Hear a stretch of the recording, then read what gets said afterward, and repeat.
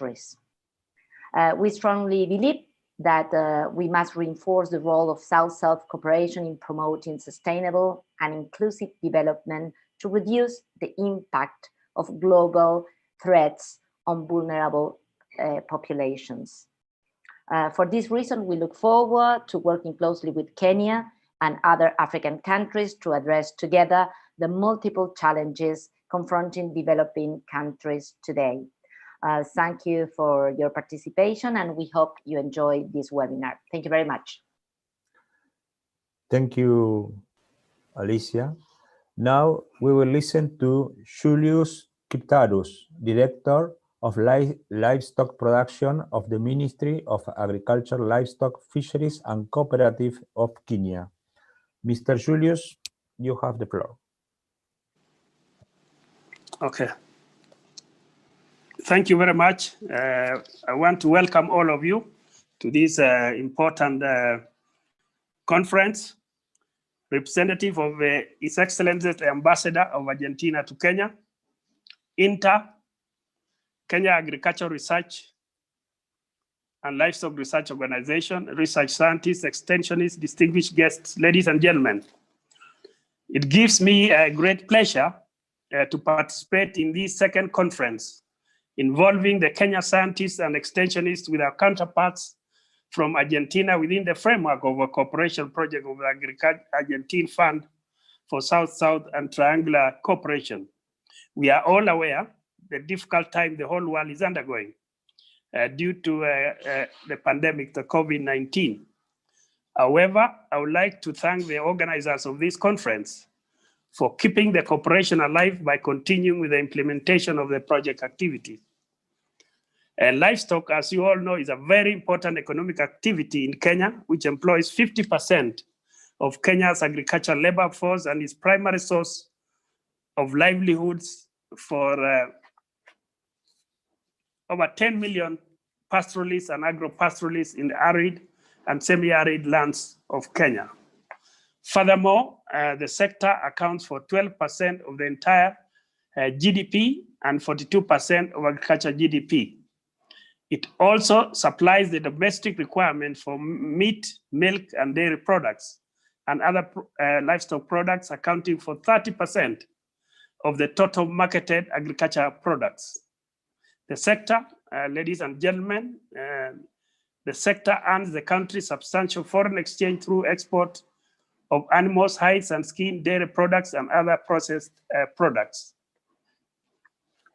Since 2017, Argentina and Kenya have been implementing the project improvement of livestock production in Kenya, whose aim is to improve livestock production in Kenya, contribute to country's food security, and take care of their valuable natural resources.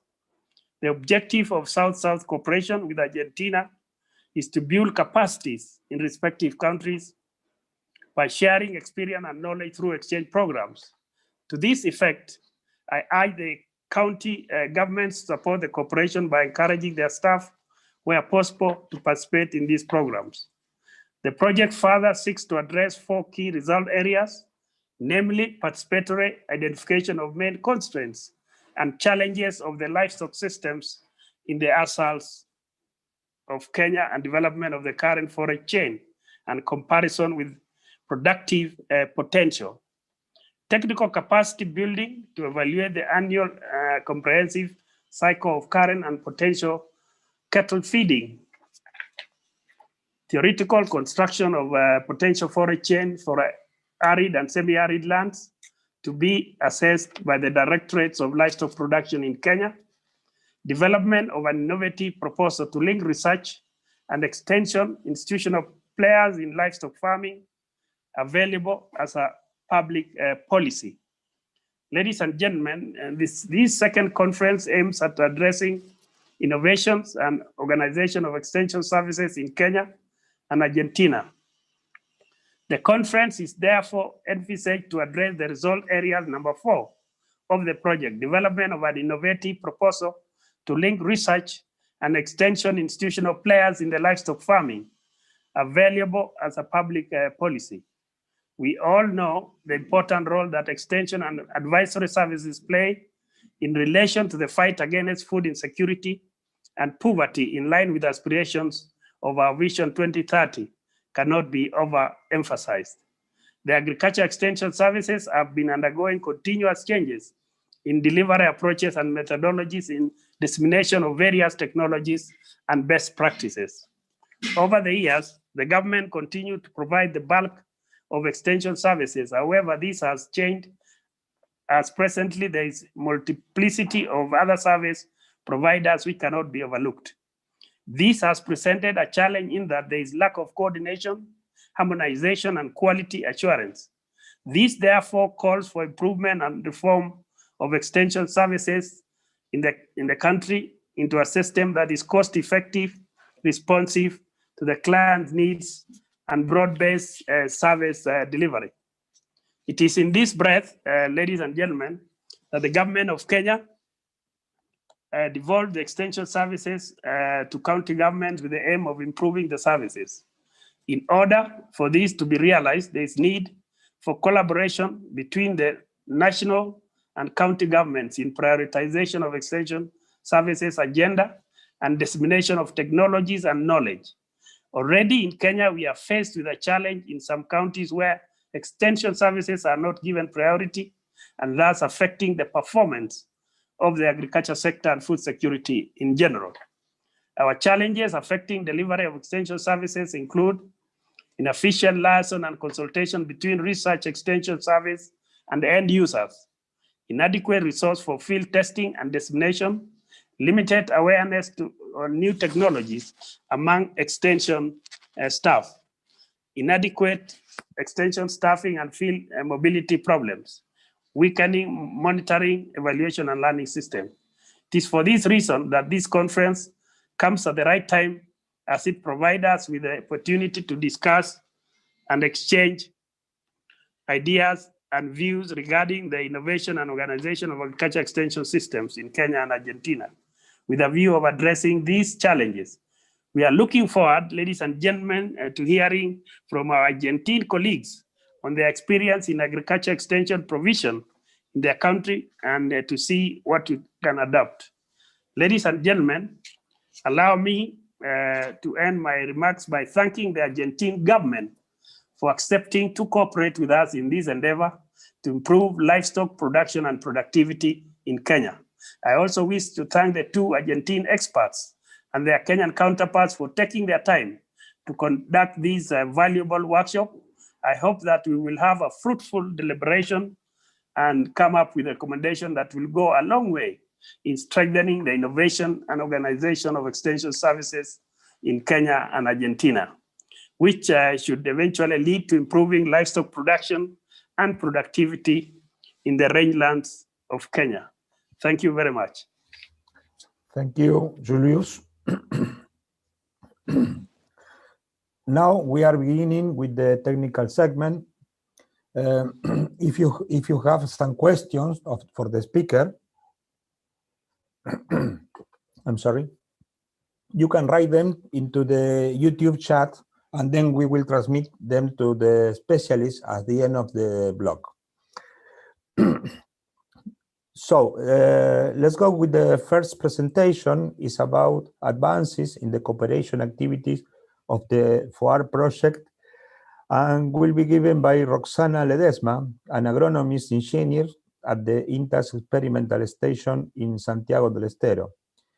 Her expertise is about range management, forest productivity, fire ecology, and silvopastoral system. Roxana, the floor is yours. Okay, thank you.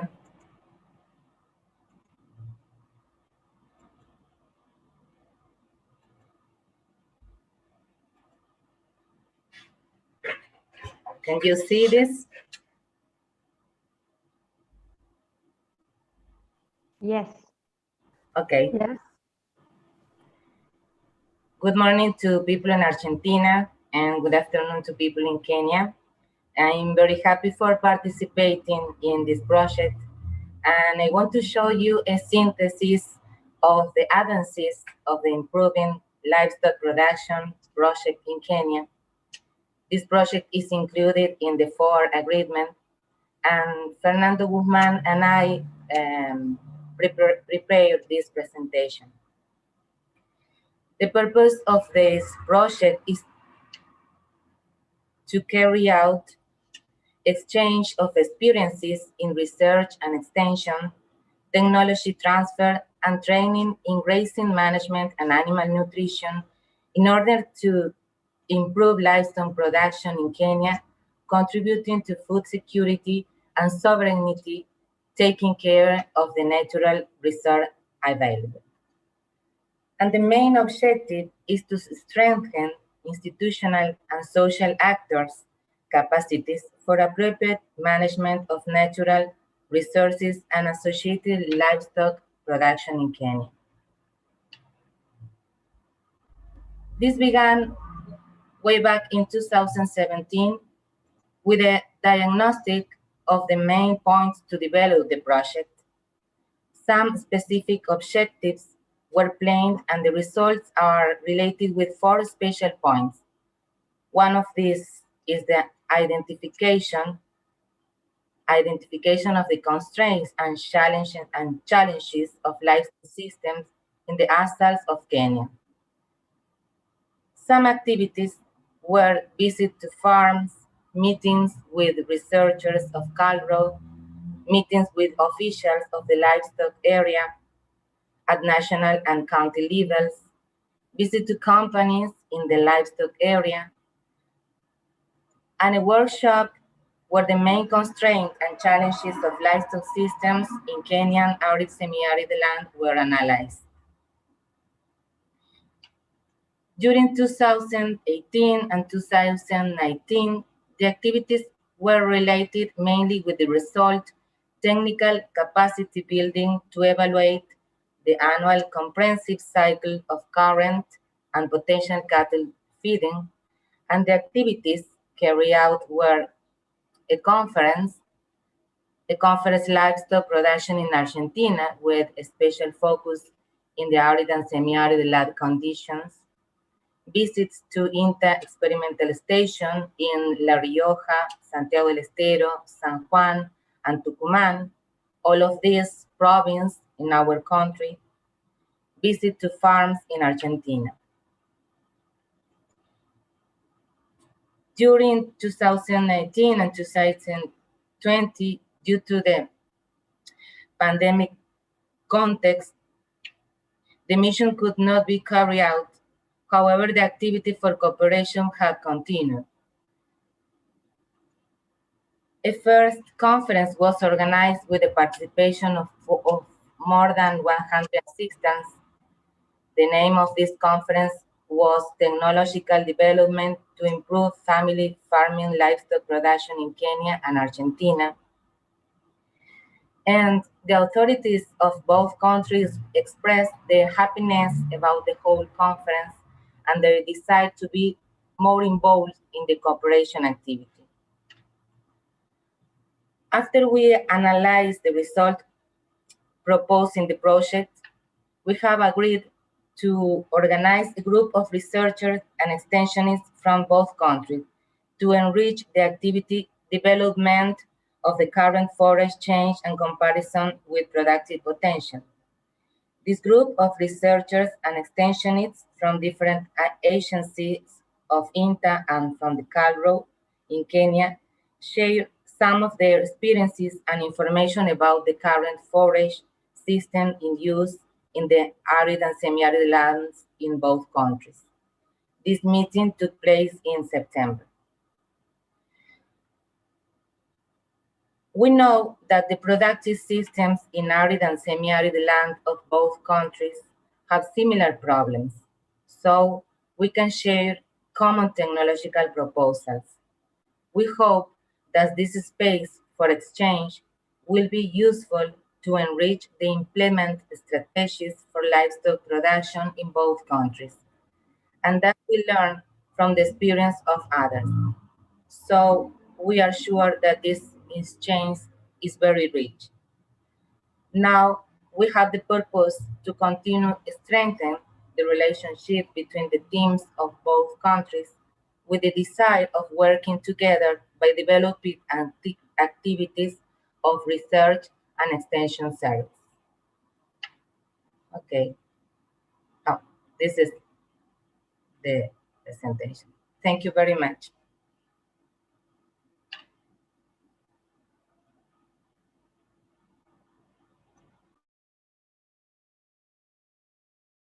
Thank you, Roxana. Now, the next presentation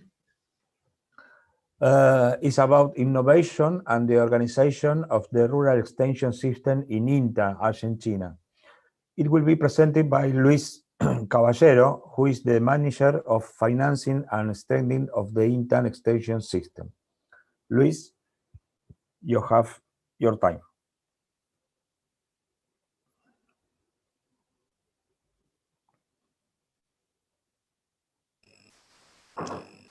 Thank you, Guillermo.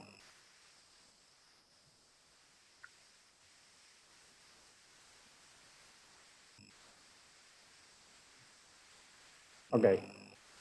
Good morning in Argentina. Good afternoon in Kenya. Thank you very much to the organizers, especially to Fernando Guzman. I have been asked to share with you some ideas regarding to innovation and territorial development from the experience of the INTA's extension service.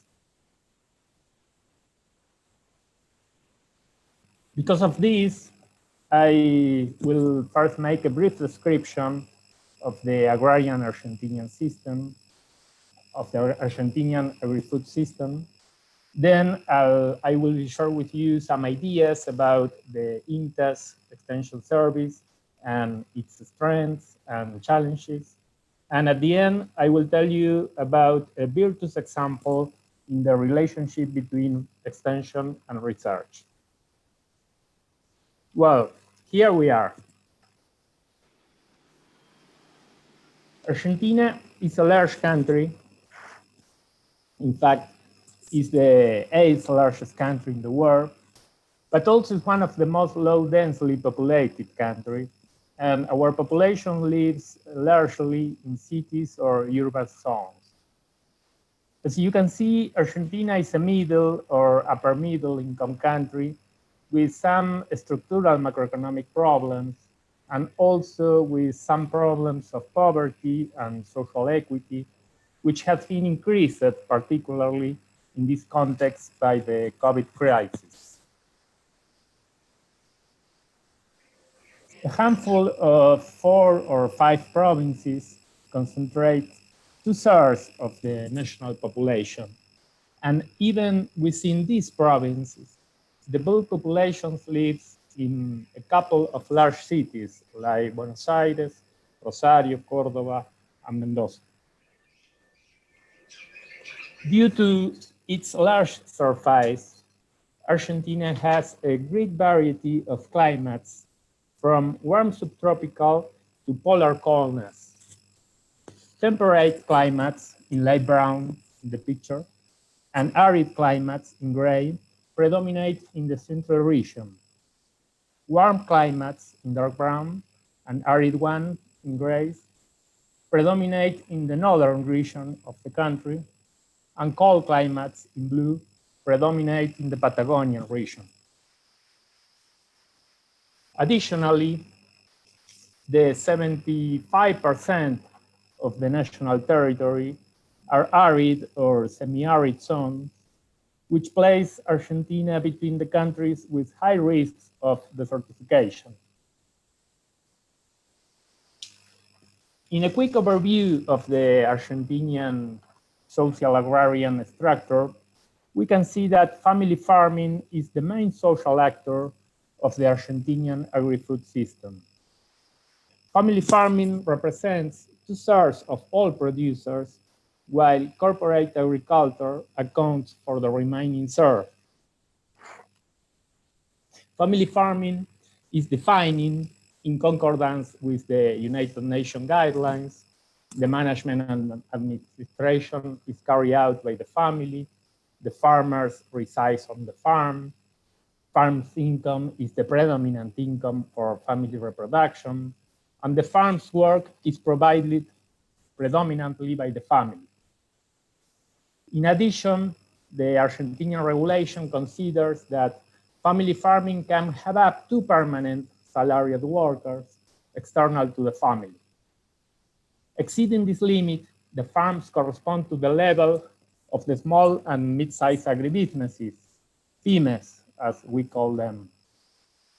I think it's important to underline that family farming and small mid-sized agribusinesses constitute the main target population for extension and rural development policies in Argentina. Another of the highlights of the Argentinian agri-food system is the inequality between small and large producers. While there are some mega companies that can work more than 1 million hectares, each one at the same time, there are also very small family farmers and peasants who produce in very, very small areas and require strong support from the state. The results of the 2018 National Agrarian Census are not yet available, but nevertheless, the preliminary results show us that in that year, the 1% of the largest producer controlled the 36% of the total agrarian area, while the 55% of the smallest farmers only had access to 2.5% of the land. So 1% of the farmers, 36% of the land, 55% of the farmers, 2% of the land. Here we have a brief characterization about family farming in Argentina. As you can see, family farming has an important presence in all regions of the country, but particularly in the northern regions, northeast and northwest regions, where its incidence is stronger. In addition, family farming is especially strong in some crops and production, and they represent more than 50% of the agrarian work, 20% of the gross value of production, and 13% of the lands worked. INTA has been working for more than 60 years, since 1956, in research and extension for the Argentinian agri-food system, through a large territorial network of 15 regional centers, 22 research institutes, 54 experimental stations, and more than 300 extension offices. As you can see, each of these points on the map represents an INTA unit. However, in different periods of Argentinian history, INTA extension service had different dominant approaches.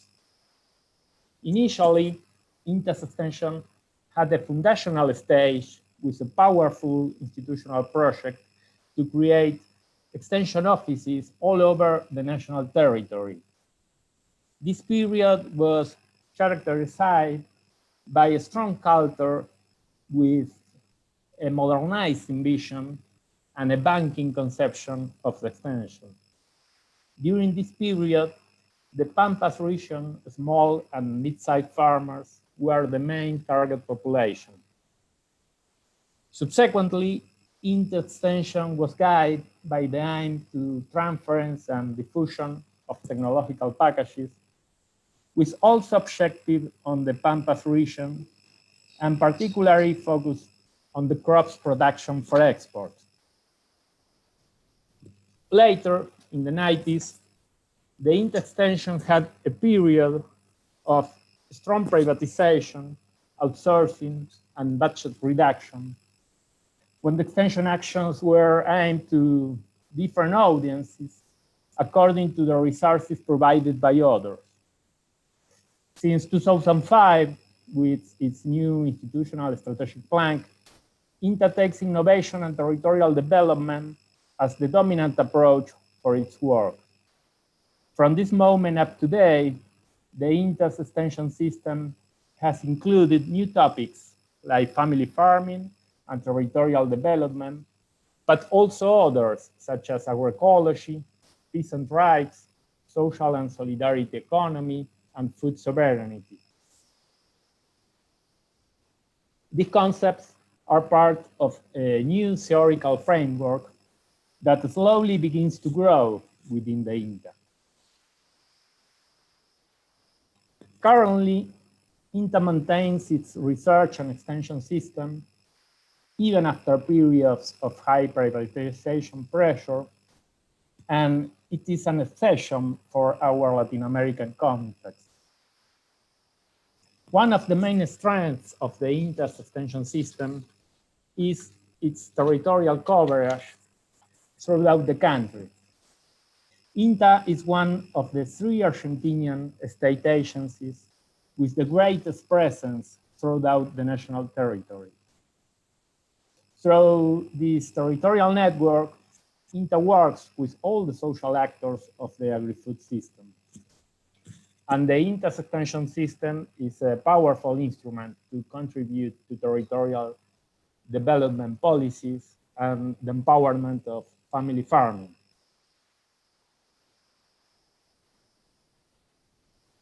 However,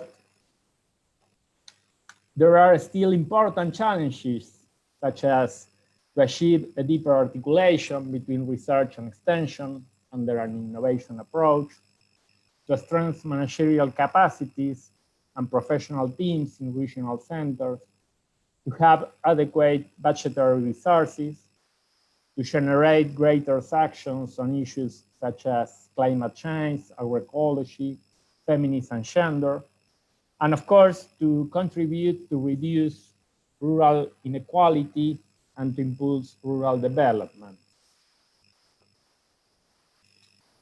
Finally, I want to share briefly with you an experience that shows virtually the relationship between research and extension.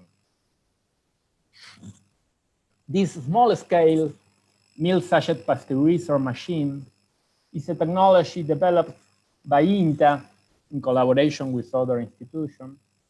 And this device comes to respond to an historical need of the small family dairy farms with whom the extension system works. Right now, 13 small dairy plants are being installed with different family farmers groups in different provinces of the country through funding from the Ministry of Social Development. Before this innovation, small family dairy farms were forced to mis-sell their milk to large companies. Milk was traveling, it still travels really, up to more than 800 kilometers from the dairy farm to the consumer, with all the damages that this implies. With the implementation of this project, milk travels less than 50 kilometers from the dairy to the consumer, and the farmers receive a better income. Consumers also are benefit from getting fresher and cheaper milk in their towns. This type of experiences shows the potential of a virtuous relationship between research and extension under an innovation approach, as well as the INTA's great capacity to work together with other institutions to find solutions to the farmers' needs. Well, I hope I haven't exceeded the time given. Thank you very much. Thank you, Luis, for your presentation. Now, we will listen to Mariana Quiroga Mendiola, Manager of Research at the Institute for Research and Development of Technologies for Family Farming for the Northwestern region of INTA. She has a PhD in agronomic sciences. Her expertise is about pastoral agroecosystem of the highland. Our specialist is going to present an experience in participatory action research in highlands of the northwestern of the region of Argentina. Mariana, the floor is yours.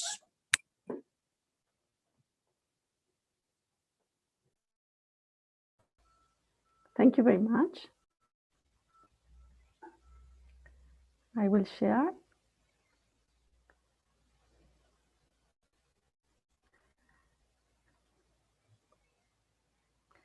Well, good morning, all of you, and good afternoon for the colleagues. Thank you very much for Fernando. He has invited me to talk about experiences in a participatory action research in highlands of the Northwest Argentina. So I will tell you that we had two main concerns when we went to field. The two main were erosion and poverty. Why erosion? Because it is said that natural grasslands are heavily overgrazed in highlands, and there are very strong processes of desertification, erosion, and so on.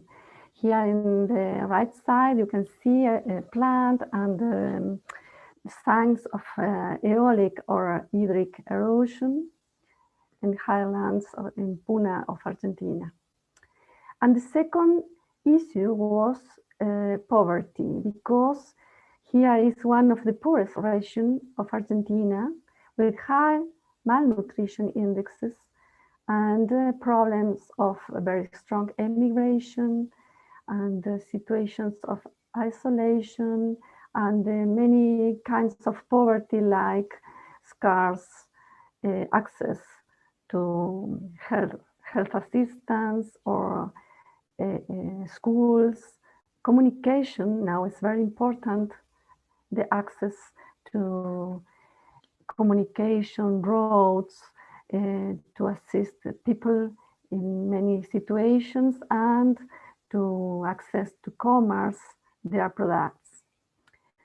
So for a long time, and I think still is this the same situation, they are subjects of social assistance instead of being thought as subjects that produce food, produce good meat, milk, wool.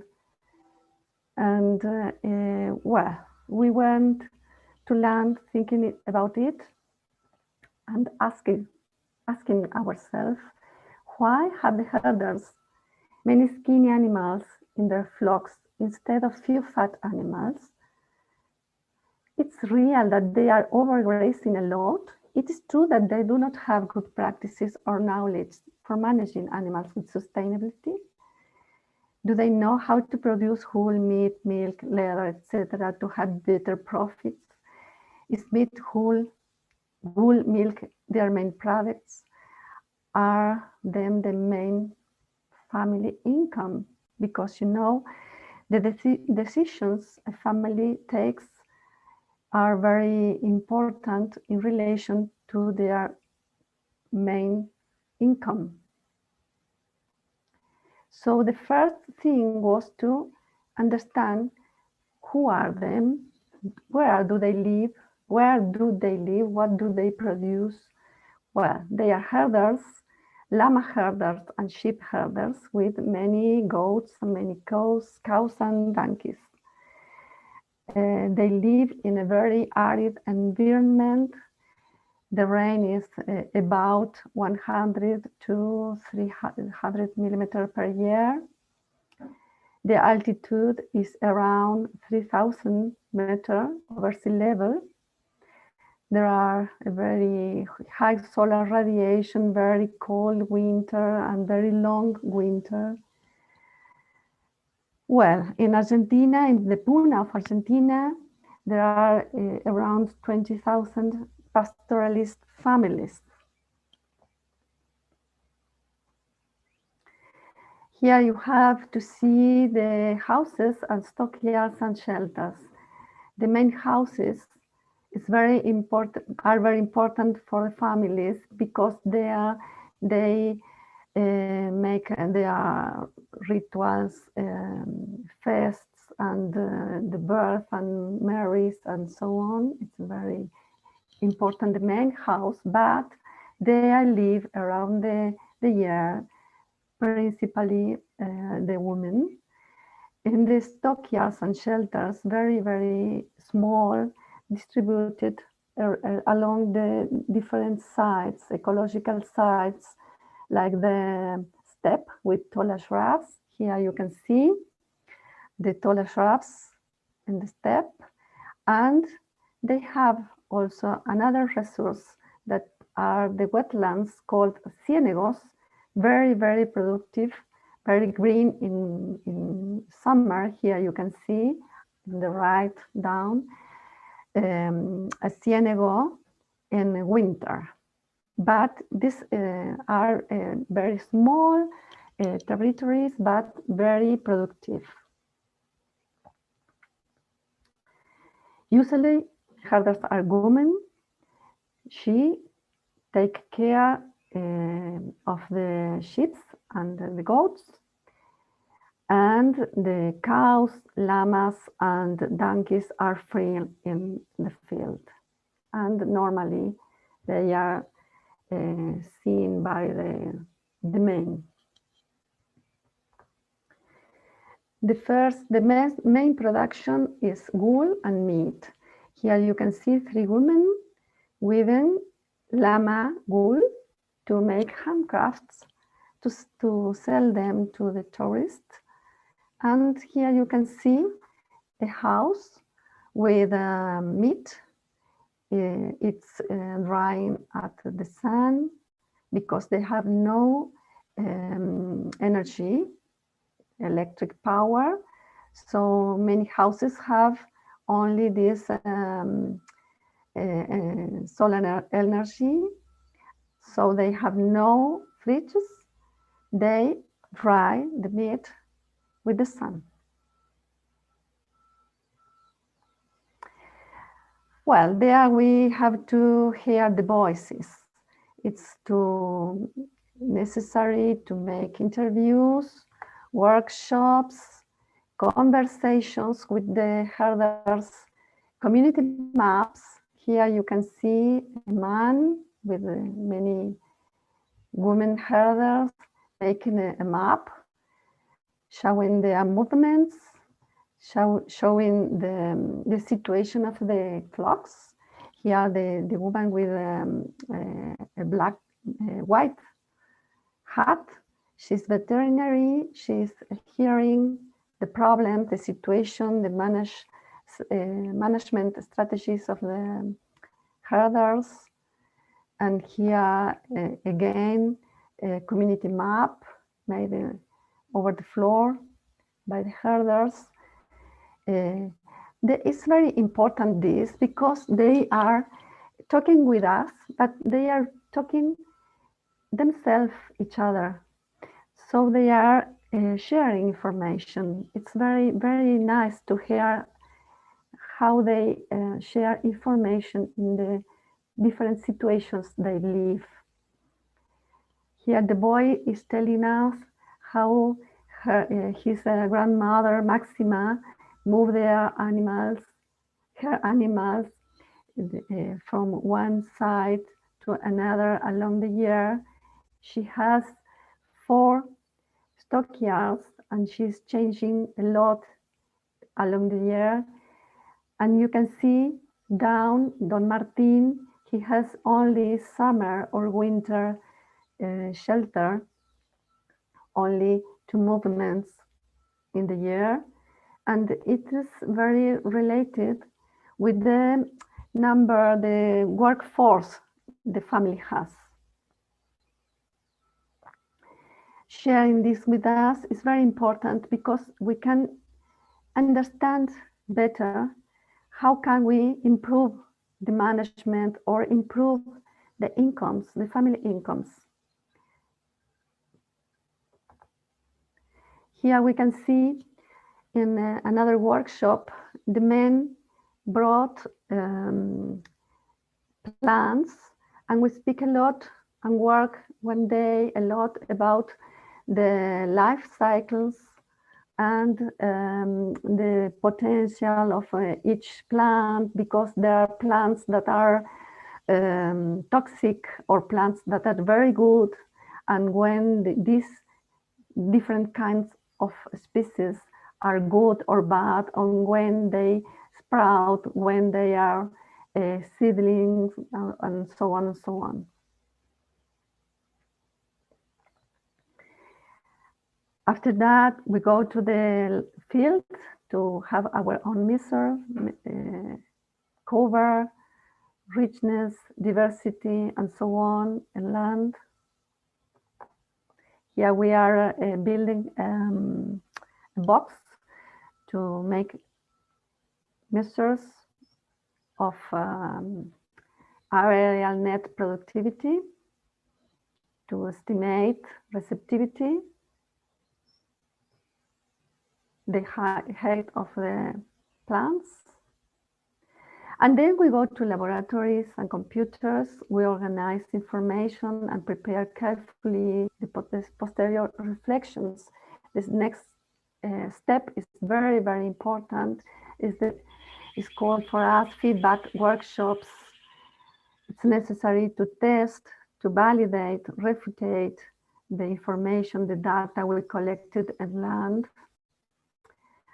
so we can share with the herders, but also share with technicians, professionals, and government agents the information and discuss them.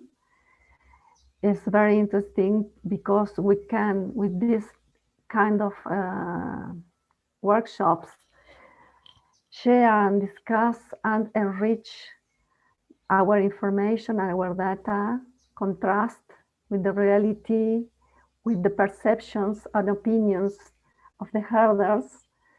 And then it's produced an appropriation of the information with this sharing between themselves and between us also. The next step is to make proposal, to discuss designs, to strengthen organizations and prioritize problems, identify solutions, to zoning the different sites, because you have sites with a very toxic plants, or sites where it's impossible to continue to grazing because there are a very bad situation in terms of erosion, for example. So we have to zone the sites with the herders and with technicians. We have to have a consensus to plan, distribute responsibilities, to make a calendar of actions, to make timelines, and very important, to accord with all of the actors' agreements to work. Here you have different photographies, pictures, to see the different spaces where we were working about our results. And then the results can make us, facilitate us a roadmap to go to a livestock plan, uses contracts, some new statement of local inhabitants and government agents having rights and responsibilities, the zonation of the territory of their lands, when there are basins where herders can go each season, or conversely sites where it's necessary to stop grazing pressure. We identified sites, plant or animal icons to better protect them into a conservation area, because we were working a lot in a conservation area too. So that is our experience, and it's I hope it's useful for you. Thank you very much. Thank you, Mariana.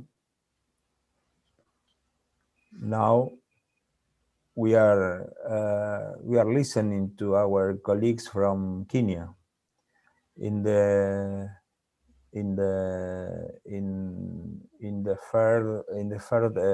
first time, the speaker is Bosco Kisambo. His presentation is about agricultural research station linkage in Kenya. Bosco Kisambo is a research scientist with the Kenya Agricultural and Livestock Research Organization. His focus is in natural resource management, pastures and fodder research, and livestock production system in general. Mr. Kisambo, the floor is yours.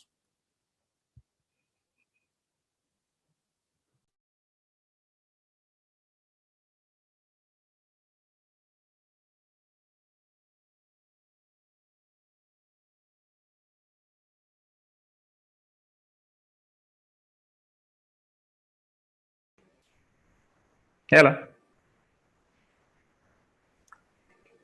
Yes, thank you. Go ahead. Okay, hope you're hearing me now. Yes. Okay. Thank you for the opportunity for me to share. Please, please put your presentation in presentation mode. And presentation. Okay, thank you. That is okay now? Okay. Thank you. It is okay. Thank you. Okay. Thank you. My name is Bosco, and thank you for this opportunity for me to share with you what we are doing in terms of research and extension. As you've had a scientist working for the Kenya Agricultural Research Organization. And my presentation is not a long one. I wanted to present about research extension linkages that we have in Kenya. So basically, as a glance of what we are at in agriculture, Kenya, just like very many sub-Saharan African countries, rely on agriculture for economic growth and the well-being of the people. And as our director of livestock production mentioned, close to 30% of the gross domestic product and 27% of GDP is what we get of direct and indirect linkages. And the sector itself, agriculture in the country, employs almost 40% of the total population and providing livelihoods in terms of employment, income, and food security. And overall, this agriculture provides livelihoods for over 80% of the whole population now of the country. So we can clearly see how important agriculture is. And to emphasize is most rural economies in this country, that is Kenya, heavily rely on agriculture because they do farming, livestock production, and all those offset activities which come out of it. So just as for those of you who are our colleagues from Argentina, you can see that is the map of Kenya. And those highlighted areas, I've tried to show you what it means by its importance in agriculture. The reddish parts, you can see they're mostly pastoral, whereby we keep hardy animals, camels, and those animals which don't really need a lot of inputs. And then we have the other areas, the ones I've indicated, agropastoral regions. You can see how vast it is also, but not as big as the pastoral regions. And this is where we have the agropastoralists, those keeping livestock and also growing crops. The white areas, those are what we call counties. It's like a federal system of government. Those counties are mostly high potential, and there they do a lot of intensive agricultural production. So generally, you can see over 80% of the country is arid and semi-arid, receiving very minimal amount of rainfall, close to 600 millimeters. That is annually. So this is not really very good for crop production. Hence, livestock production mainly takes place in these areas. And they have over 80% of the total national herd of livestock. So you can see how important these areas are. But generally, agricultural research, since I come from research and I'm supposed to talk about agriculture extension and research, research currently is placed under the responsibility of the national government. In Kenya, we have two systems of government where we have the national government, at the same time, devolved system of government we call county governments. So agricultural research is placed under the national government, but services to farmers through agriculture extension, all of them are placed under the county governments. So I work for the Kenya Agriculture and Livestock Research Organization, and we coordinate all aspects of agricultural research development. We're the institution which is mandated to carry out agricultural research. But at the same time, we also have other departments or other institutions. As much as we did with livestock and agriculture, we also have other institutions, of which I've mentioned a few there.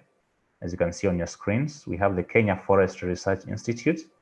They particularly deal with a lot of forestry and agroforest aspects. We have the Kenya Marine Fisheries Research Institute. They deal with marine and fisheries resources.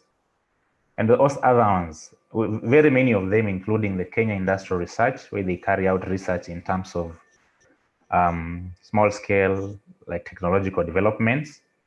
And also we have other institutions like Institute of Public Policy Research, what is called KIPRA. They also deal with aspects to do with research and policy linkages. There are other many departments of which I did not mention, but generally, research itself is a wide area. So we also have higher education institutions, including public and private universities, and also what we call tertiary institutions, and these are colleges, which also undertake agricultural research. In addition, we have private organizations. We also have non-governmental organizations, famously referred to as NGOs in this country. And we also have international organizations which link a lot together with the Kenya Agricultural Livestock Research Organizations. And some of these, I think many of you have also worked together with them, including the International Livestock Research Institute, International Food Policy Research Institute, among others. So I'll give, like, basically coming down to the institution where I work on, how the linkages are managed. Technically, when we talk about research extension linkage, in this country, we have the three broad areas where we have the farmers, the research, and also the extension itself. And the extension, as I talked, it's based at the county government level, research national government, and then we are all working for the farmers. So all those are interlinked in one way or another. You cannot work alone. You cannot deal with research, you cannot deal with extension, and you cannot deal with farmers alone without referring to the other.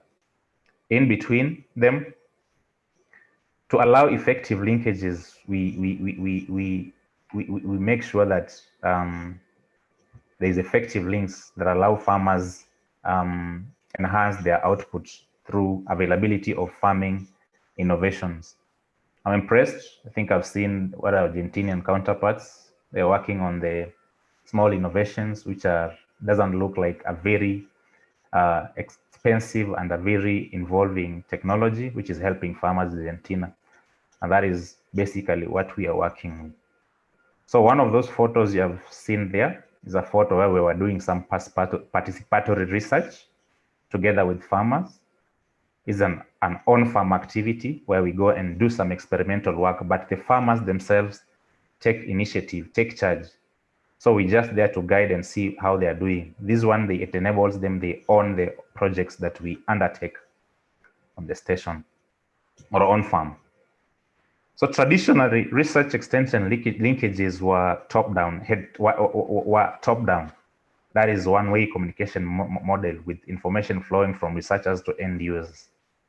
So farmers, it views farmers and extensionists as three separate strata, and the links between them have been weak, or mostly they have been non-existent.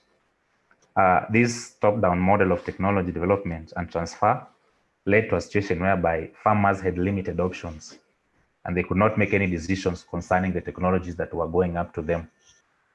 But generally, just as an overview, between the 60s, going historical, up to the 1970s, that is what I was talking about, the top-down approach, whereby you could go and persuade farmers and educate them on what is required, even up to the village level.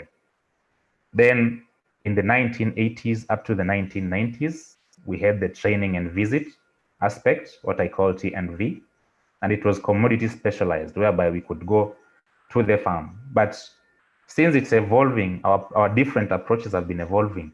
In the 2000s, we had more participatory approach, whereby we involved farmers now, and also emergence of private and commercial players in the agricultural research sector.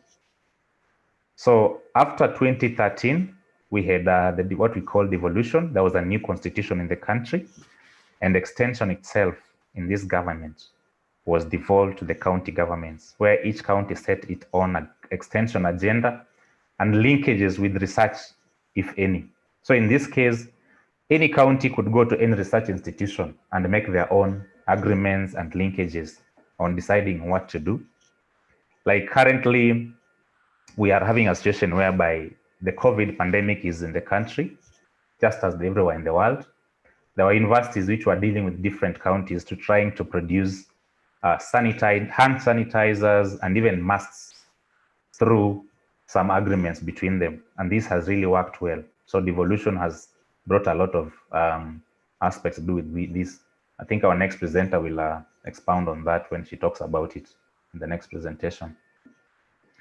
So I wanted to give you an example of what is going on, what we call, it's a model case study of research extension linkage. We have a project called the Kenya Climate Smart Agriculture currently being undertaken in the country. And it's jointly supported by the government of Kenya and also World Bank. It's a project that is going to take over from, it took off from 2017 up to 2022. That's a 5-year project. And it has different components. So I just tried to lift and see the two major components that are there in this project, just to highlight what extension linkages are all about in this country. And one of them is building institutional capacity and strengthening service delivery. We are having this project trying to educate or trying to sponsor scientists for trainings, and also dealing with county governments in different capacities by offering them short-term and long-term trainings, and even farmers at the same time. The project is also supporting investments in smallholder agro-pastoral production systems, as well as pastoral production systems. This one, you can see livestock is coming out strongly. Majorly, another big component of the project is strengthening climate smart agricultural research and seed systems, whereby the project is supporting climate smart agriculture research and innovations. Anybody who had a good idea from research institutions, from universities that could be supported, so long as it's an innovation was supported, is being supported by this project. And also trying to build competitive sustainable seed systems. We are one of the institutions which are carrying out a lot of seed production, and this project is funding this seed production. The seeds will be given to farmers with the assistance of our extension staff at the county levels. We are also trying to strengthen technical and institutional capacity. And this is going through different approaches, what we call innovations and management practices. So this includes training of service providers in various value chains. When I say value chains, I mean beef, potato, pasture, and even very many other agricultural value chains, by imparting skills and knowledge to lead farmers, trainers of trainers, and extension service staff. So these service providers are provided with documents, brochures, pamphlets, of which they'll assist to outscale innovations. We also have training. I'm one of the people who is being trained by one of the projects for my PhD work. And they are short and long term, whereby skill acquisition is very key for NAS scientists. NAS means National Agricultural Research Science Systems. And also we have workshop-based trainings in terms of data analysis, proposal writing.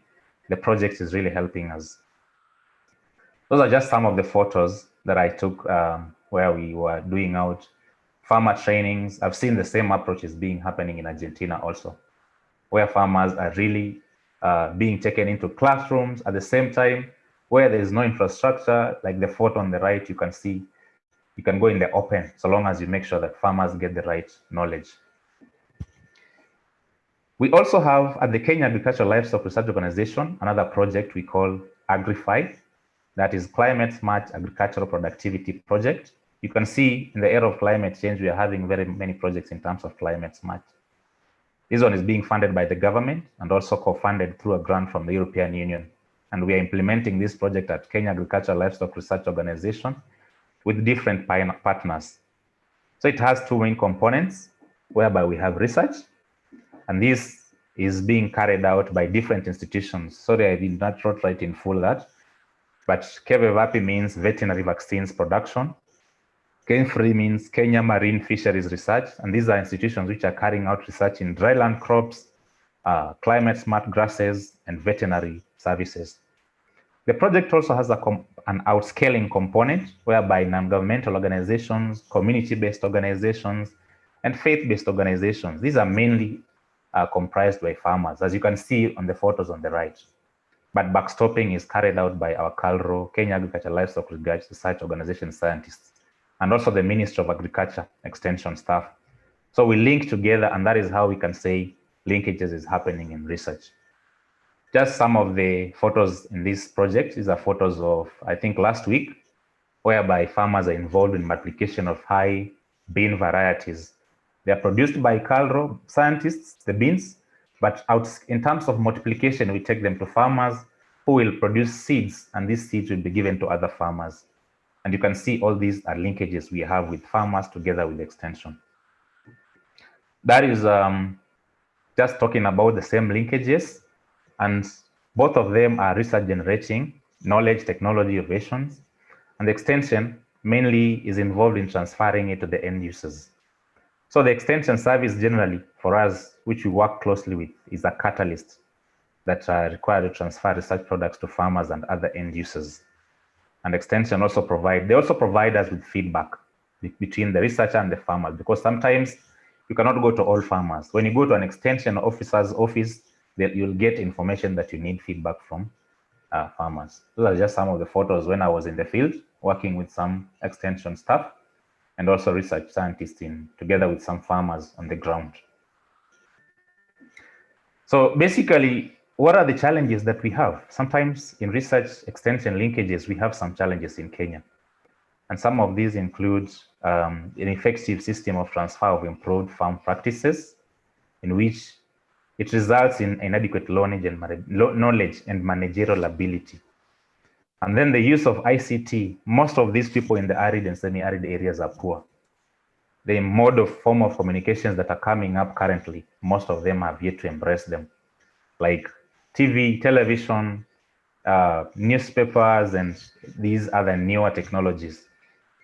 And also most of the available knowledges, we scientists have been accused before of just publishing through journals and conferences. And indigenous people never get this information, but we rarely also go to get this individual technical knowledge, which is misunderstood sometimes. And also the absence of appropriate mechanisms to identify, document, and protect, manage, and use of this knowledge. We also have insufficient liaison and consultations between all of these three main branches we've talked about. Sometimes it's not sufficient. The country is big, so getting to consult in between, sometimes it's minimal, and that's a challenge hampers research extension linkage in Kenya.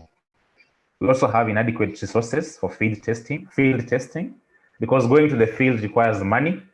Sometimes, like in the era of COVID, most resources in this government were directed towards funding COVID. So you cannot go to the field right now as frequently as you would go.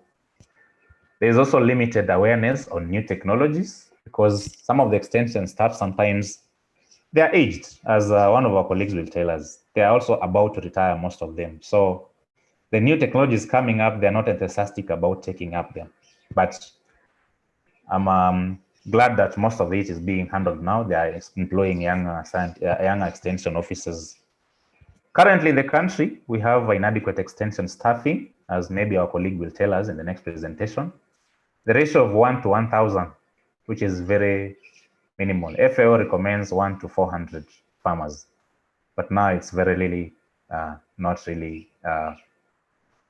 possible because of the problems with the funds and etc. There's also weak monitoring and evaluation and learning systems. So getting to the field and seeing what has been happening. Sometimes you take a phone call, you make a call, getting feedback is different from when you go to the ground. But not all is lost. As we speak, just to finalize, social media is becoming a very powerful tool in this country, and I've seen it is now being used as a tool of communication in terms of agriculture. So it's an opportunity that we can tap in and make sure we do a lot of linkages. There are groups, I've seen WhatsApp groups being formed, mass media, as in mass SMSs from different institutions. And then we also have improvement in ICT. Communication in this country is improving. As much as we talked about, people are not embracing it. We are currently improving it. Roads are being built. Telephone is becoming cheaper. Calling is becoming cheaper. So this will transform extension and advisory services. We also have very many young people venturing into agriculture. These young people are no longer, the agriculture itself is no longer a preserve of the aged. So these young people from universities and other institutions, they're going into agriculture. So you can see how it is now becoming an important aspect. Together with this, coupled with expanding knowledge base, science and agriculture is growing in Kenya. There are very many innovations being brought about, just as I've seen our colleagues in Argentina. And there are very many knowledge exchange platforms going on. This Zoom action, actually, like the one we are having currently, is being undertaken very seriously with very many institutions. Now you don't need to travel to go to a conference. So this Zoom is actually expanding knowledge in terms of livestock research and agriculture extension in this country. There's investments, very many investments are happening up, as I talked about the Kenya Climate Smart Project.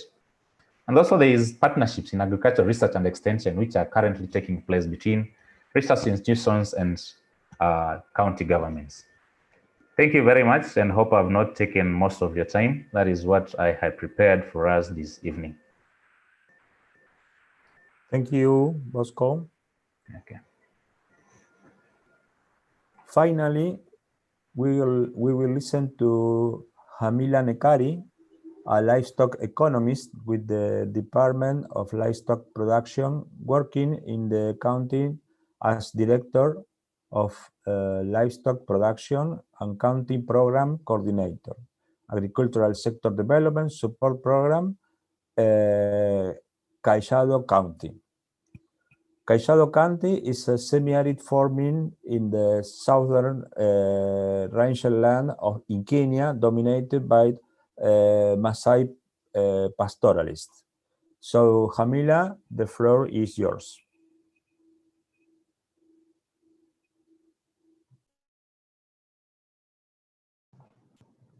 Bosco, maybe? Okay.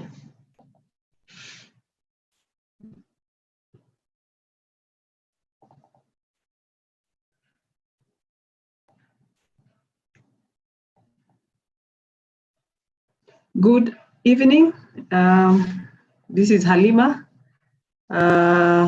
from Kenya. Good morning, Argentina. Nice to see you again. I will be presenting something on extension services, the delivery of extension services in Kenya. And most of the information has actually been handled by Bosco. So I will take you through. For those who may not be sure of where Kenya is, that is where we are in Africa. And in Kenya, we are there with 47 counties. We have been told that more than 70% of farmers in Kenya are small scale. And the extension service provision is currently dominantly public service being done by government. And we are heavily depending on donors. So that makes it a bit difficult for us to, if we do not have development partners. And then also technology is moving much faster than us, and also the farmers and our stakeholders are ahead of us in some cases. Now, sometimes we confuse extension services and agricultural services. The extension services bit is more of a communication, it's a capacity building process, it's a process. It's about enhancing knowledge, it's about changing behavior and attitude of our stakeholders and improving skills. All this is supposed to eventually increase and improve incomes and productivity on a sustainable basis. On the other hand, we have agricultural services. These are services which support the farmers in terms of agricultural inputs or equipment or finances, like clinical services, AI services, or marketing services. We have a national extension policy whose objectives are to ensure this professionalism, because sometimes we have extension service providers who are not doing their work professionally, to encourage public-private partnership, to promote demand-driven extension, to address cross-cutting issues in extension, because you can't address extension as on its own, financing the services and providing the facilities and the technologies which are coming from the research and the academia.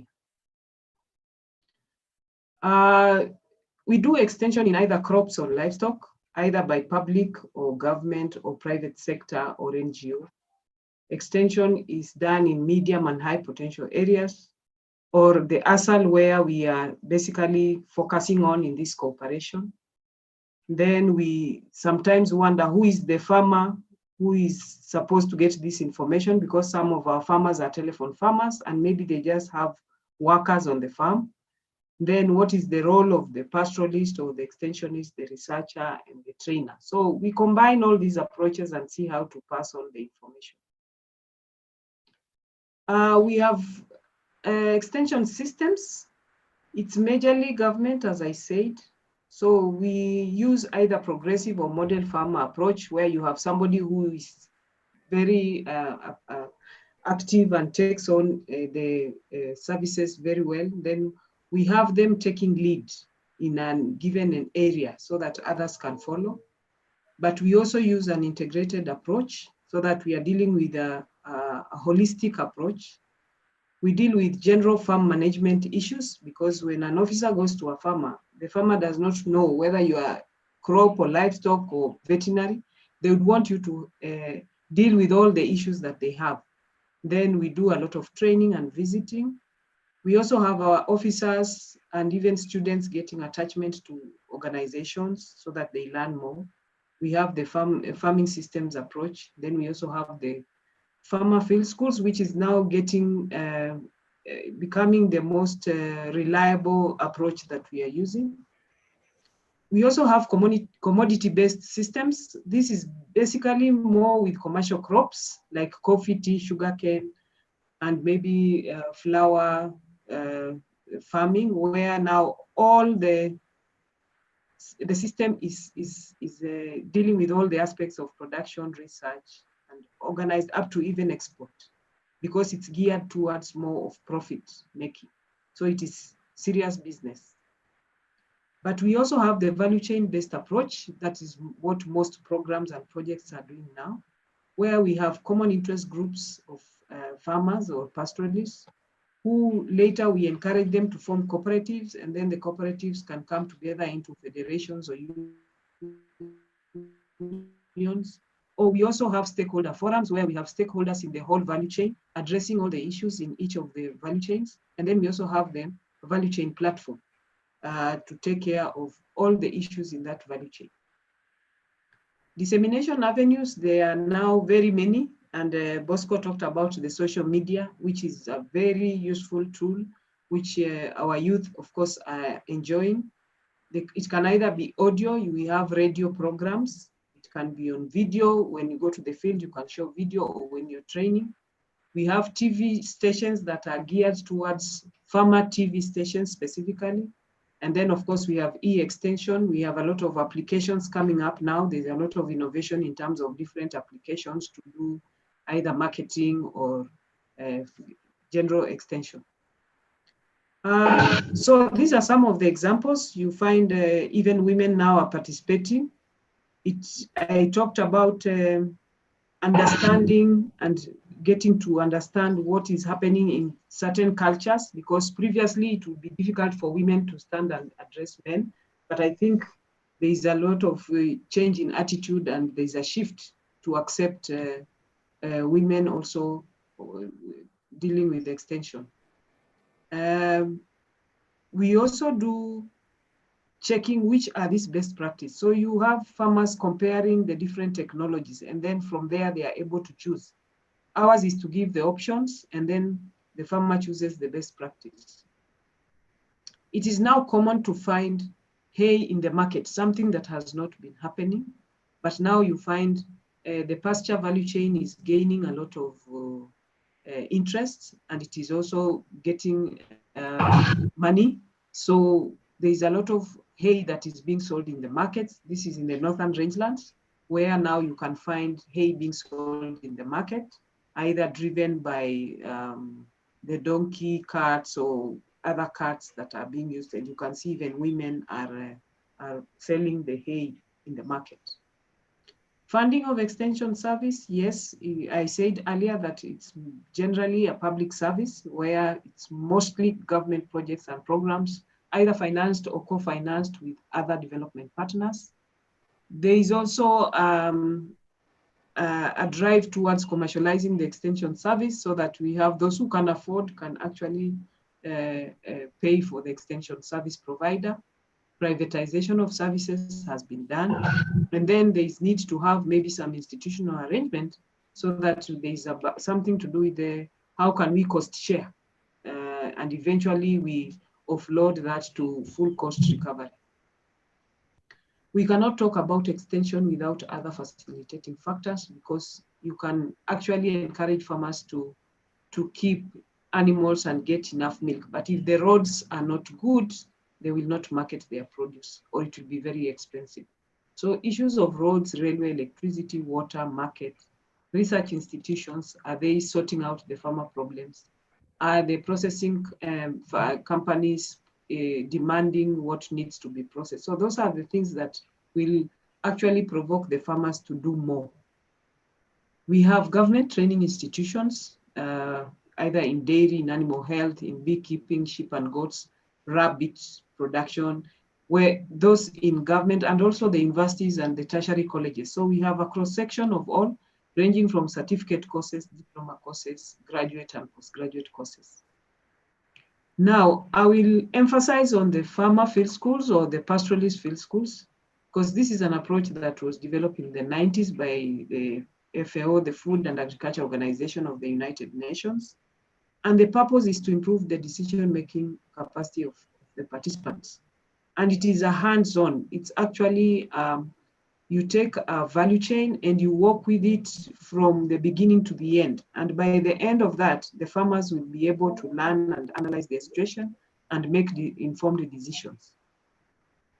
How is this done? We have farmers, or we call them facilitators, who are trained on the approach for about 3 weeks. And then you go back to the community, utilize the formed groups. I talked about CIGs, common interest groups. Maybe they are interested in beef production or maybe milk production. And then you train them on how to manage the group. And then now you have weekly topics you discuss and take them through all the issues of dairy production from A to Z. And then in the process, you make use of all the other approaches and all, like demonstrations, exposure tours, and then you do continuous monitoring. After they've gone through the whole process, you will be happy that the community will really be happy, because they have been with each other for a long time. Like here in Kajiado, we did farmer field schools, pastoralist field schools on pasture production, and they became very cohesive. That is how a farmer field school looks like, or a pastoralist field school. We say it is a school without walls for those who are new to farmer field schools. You just handle them under their environment, and they're happy to do that. So you will find you get maybe 25 to 30 participants of men, women, and youth. And then why this thing is gaining a lot of interest is because the fact that they discover some of these things themselves. They say, if I hear, I forget. If I see, I remember. But if I discover, I can own it for life. So it is knowledge that will remain with them for a long time. Even if they'll not afford to implement now, they'll be able to at least implement in the near future. There's a lot of community mobilization that is done. Then we encourage that they formally register the groups so that now, in case there is anything coming up, because at the end of the training, they can get a grant or maybe some organization willing to support them. It's difficult to support individuals. So we encourage them to register groups so that they are able to carry out. This is one work we did with Bosco's team in Agro, Kiboko, where we were establishing pasture using the improved pasture varieties that they have been developed by the research institution. And then this is where we were training pastoralists and their school children on soil and water conservation structures. And then we also take them for exposure tours and extensive livestock expose so that they can also learn and they are willing. And this is usually done at cost sharing, where they take care of, maybe you only provide transport and they take care of the other costs. This again, farmers tours. This was a visit of both staff and pastoralists to Agro, Kiboko, just to go through the, to find out which are these pasture varieties. And most of them they know and they identify because they are also naturally occurring in the county. So, and then this is one of the demonstration plots in one of the groups, and they were happy to see the results of their pasture production. We took them through from the establishment up to harvesting. This was the same field, it was harvested, and also using basic technology. We have a brush cutter, so which is user-friendly, and even ladies are able to operate that. And then we baled the hay using very basic technologies.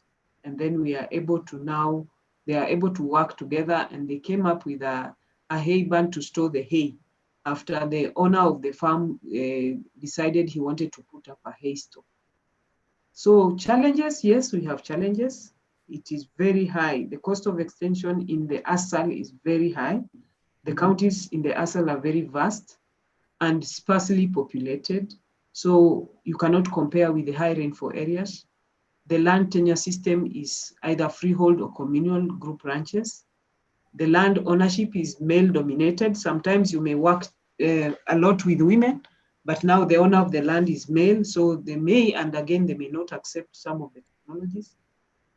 Language barrier, if we have officers who don't come from the same area, language is a problem and they will need to have the translations. As Bosco said, we have a very high staff farmer ratio. I think it even goes to more than 1,000, one staff to over 1,000, and that is not doable. That is why we are actually moving towards working with groups. Then, of course, a lot of staff are aging. In the next 5 or so years, a lot of officers will have retired, and we are not getting the equivalent being employed, and the succession is not very good. Then mobility beyond the administrative, you find maybe an officer is handling 2 or 3 different administrative units. The rate of change, yes, there's a lot of change. There's technology moving very fast, and we are like running after the new technology. And now even with COVID, now we are doing things virtually. A number of our farmers are also very ahead using internet, because internet has everything. And also internet is also posing as a challenge because we cannot limit the use of internet, because some of the things are not necessarily technically or professionally right. Then of course our low literacy levels. We also have in the ASAL a number of hazards like drought, flash floods, diseases, and of course climate change cuts across. In ASAL counties where we have wildlife, then again that there's a lot of human, wildlife, and livestock conflicts. So we have a lot of wildlife interfering with our livestock or the human beings. And then of course the generation gaps and interest. The older generation have interest of doing things in a different way. The younger generation want to do things that are not very hands-on. They want to deal with applications. They want to deal with easier ways of doing things. We have a number of opportunities. We have a number of agricultural service providers available to provide these services. And because it is something that can be paid for, especially for the value chains that are that make money. Market is not really a problem because there's proximity to the cities and towns. And now with the devolution, every county now has a lot of developments. There is extension, there is exposure tours, there is training institutions. So those opportunities are there, but we still think we still need a sector-wide approach, a pluralistic way of dealing with this, multi-stakeholder, comprehensive, holistic, value chain-based. And then there's need to promote the profession because a number of youth also do not want to do agriculture. They think agriculture is farming and you have to go and do the work yourself. So they are not happy about that, but that is not the correct situation.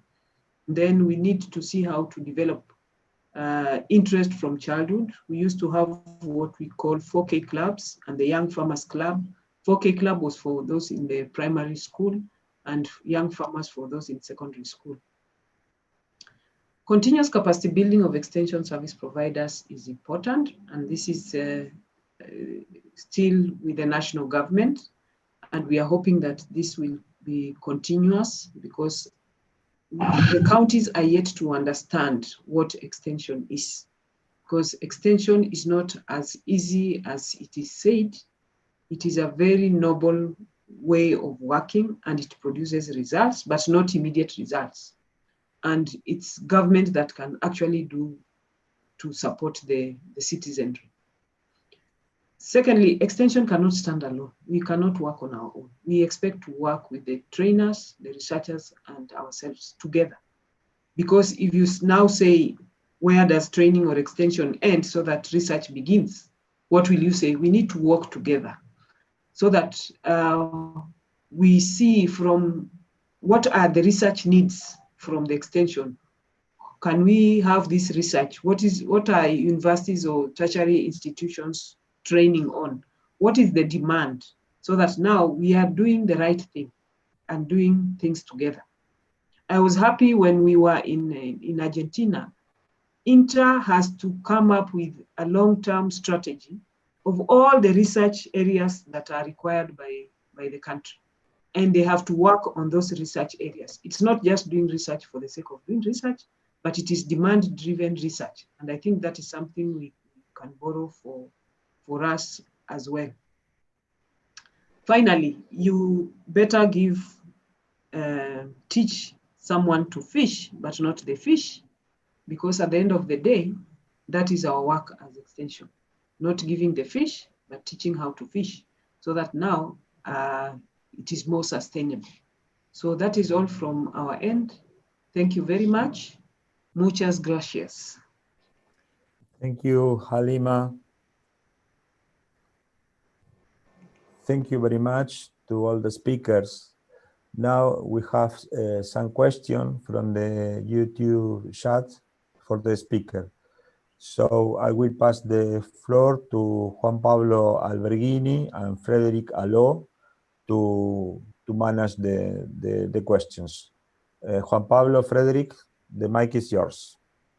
Thank you very much, Guillermo. Good morning in Argentina and good afternoon in Kenya. We have many questions, but because of the time, we will ask just a few. And if there are more, please leave them on YouTube page and they will be answered. The first question is for Mariana Quiroga Mendiola. And it says, we have seen many women in the photos. Which is the role of the women in the domestic economy?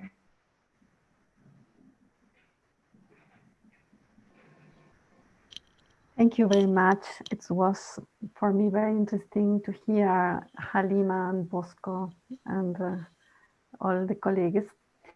Well, yes, for us, the women in field are very important because they have the domestic economy. They are the main decisors in these families. It's necessary to understand the history here because for a long time men were workers in mines or in the agro industry far away of the Puna high plateau. So in the last cycle, the men are coming back because there are not a lot demand of labor force in the agro industry or the mines. Nowadays, it's very sad that the mines in the Puna are closing. So men are now having a new role there, but women are very important in the field. So they are the pastoralists, they are the herders, they are with people that are all the days with the sheep and goats, and they are moving between the different shelters. So they are not with the main family, the main house, and they are in field working with the animals. So they have the decision makers in the domestic economy. They are very important because they know each animal, each behavior, each situation, and they know very, very well each plant species. So they are who have the knowledge, really. That don't mean that the men don't know nothing, but it's very, very important because when you go to the field and make a workshop with all the people in the town, normally come the men, and women are in land with shelters with the sheep and so on. And then we take decisions on the information, the data, the opinions that men give us.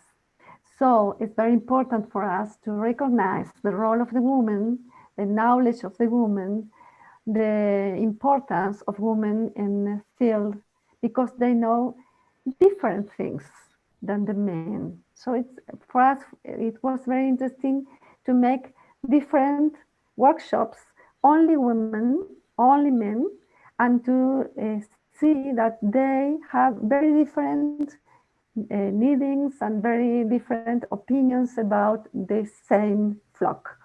So it's very, very nice, this question, because it's very important to hear women and very important to hear, sorry, I think I have no, okay, it came again. To hear women is very important, and also I have to say that once or twice we separated groups with youngs and elder, with women and men, and it's very, very useful to understand the different points of view, the young's point of view, elder, woman, and the kids also. Thank you very much. Thank you very much, Mariana. The second question is for Bosco Kisambo. It says, could you comment us about water capacities building related with smart agriculture and extensions strategies in Kenya? No, with capacity building, I think I meant the projects which are being implemented by the Ministry of Agriculture through research institutions. One of the things they are doing is they are funding studies for students who are addressing issues with what the project entails. So this is through training, even masters, even at PhD level, and funding their project work. That is what I meant by capacity building. And it's a very important aspect in that most of researchers in this country they are funded through projects. So with the work they are doing, when they go to do the work on station and on farm, mostly on farm, you cannot go to on farm without also involving our extension officers from the Ministry of Agriculture, because they're the ones to go also and introduce you to the communities. So the capacity building for both projects I talked about in Climate Smart is funding students in different fields, starting from all the value chains Madam Alima has mentioned, from livestock, feeds, chicken, tomato, banana, and all those value chains. They took students from universities who developed proposals, and they were funded by the project for their coursework and even project work. So maybe that's what I can say about it. Thank you very much, Bosco. The third question is for Luis Caballero. It says, on family farming and small medium-sized agribusiness, what is the entire level of income at household level?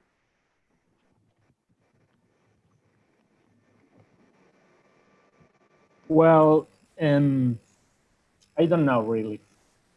It's a very difficult question. Yes. Why? Because we have three statistics categories for family farming. One category is the capitalized family farming. They are nearly the 20% of the total of Argentinian family farming. Then we have the family farmers that we call in transition.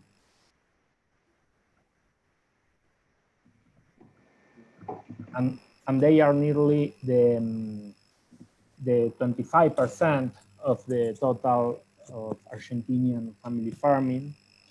And then we have the agriculture, the survival agriculture or peasant family farming. And they represent the half of the Argentinian family farming, and also 1/3 of the all Argentinian producers. And additionally, you ask about the small and mid-sized agribusinesses. They can be in different economic situation depending the region or which crops are productions they make. So I think we can say that the capitalized family farmers and the small and medium-sized agribusinesses are not in poverty condition, but probably the family farming in transition and the survival family farming have incomes below the poverty line. I don't know if Fernando can apply this answer, or it's okay.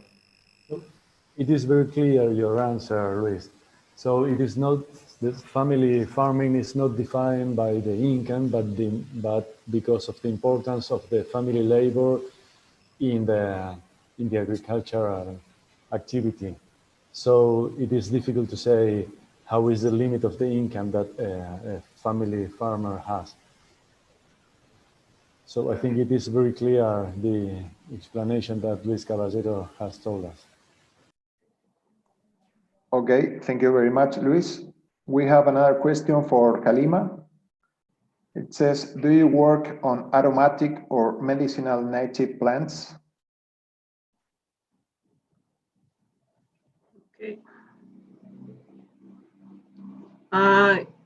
For now, not in extension, but research, there is ethnoveterinary research that is being done, but dealing with aromatic plants, I think that may not necessarily be under agriculture.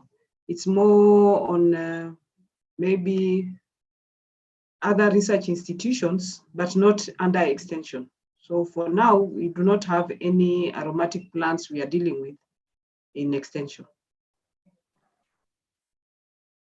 Okay, thank you very much, Halima. I don't know if you, Frederick, could you identify or have another question for our speakers?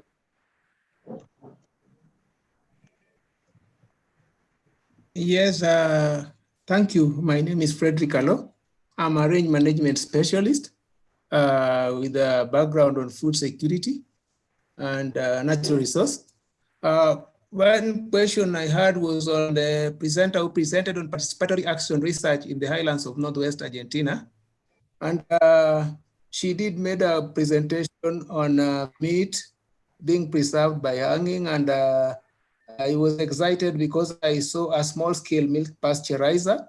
So I imagine that is there an opportunity for both countries to kind of come up with an innovative technology on meat preservation? Especially in Kenya, we have a lot to do with solar. So perhaps even in that highlands of Northwest Argentina, there may be like some days, hours of sunshine. Then we can also think about innovative meat preservation technologies. Is it possible?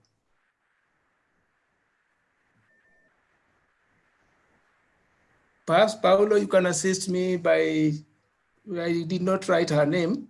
I could not recall. The question is for Mariana.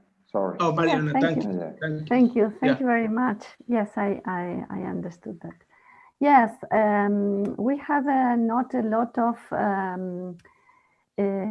innovative technologies for meat, but we are exploring a lot about energy solar energy to preserve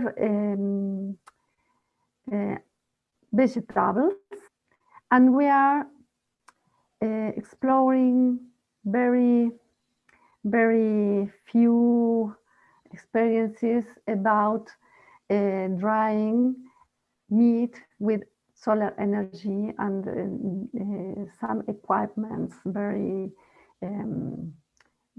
slow and very incipient.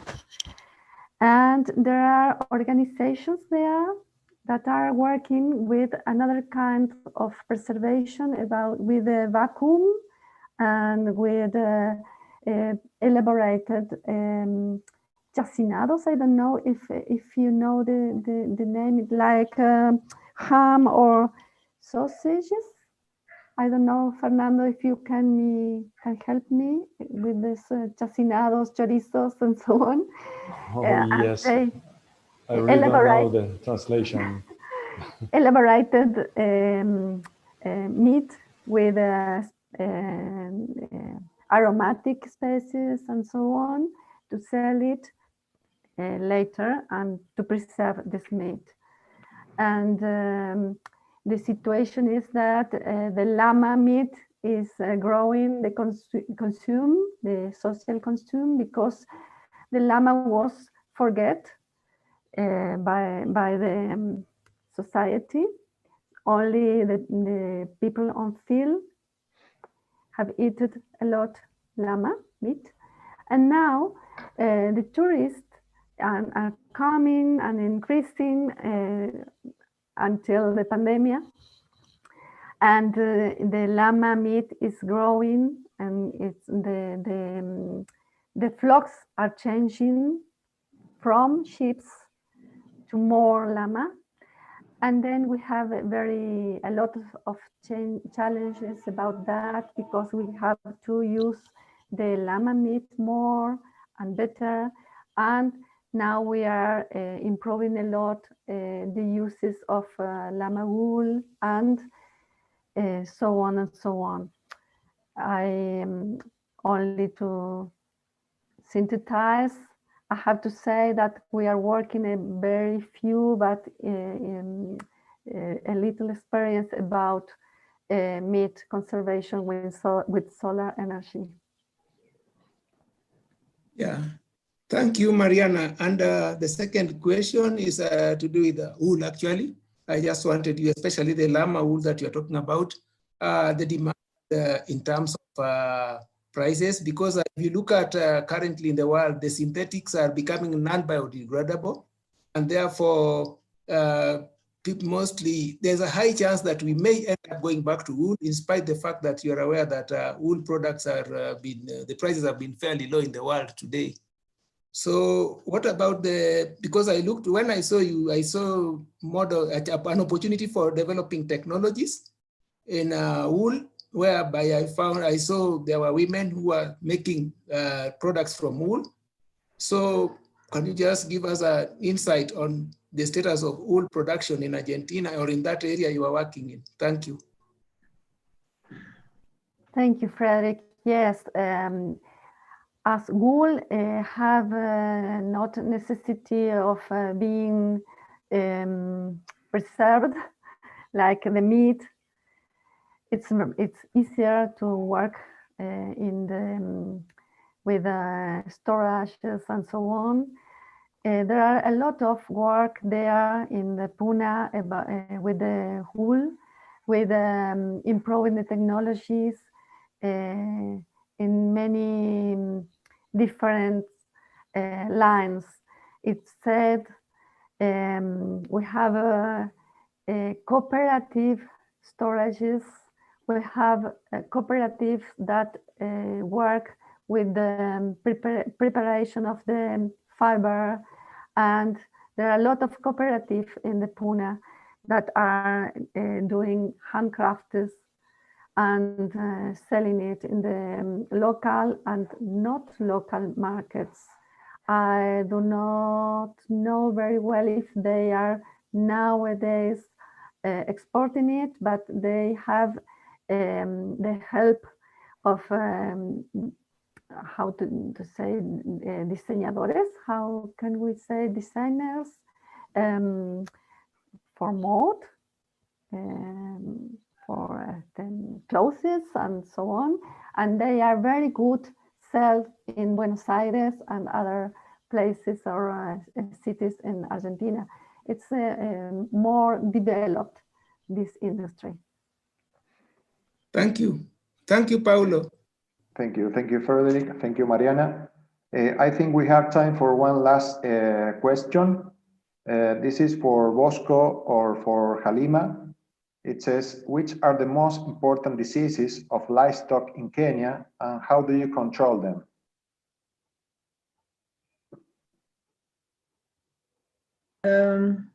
Thank you.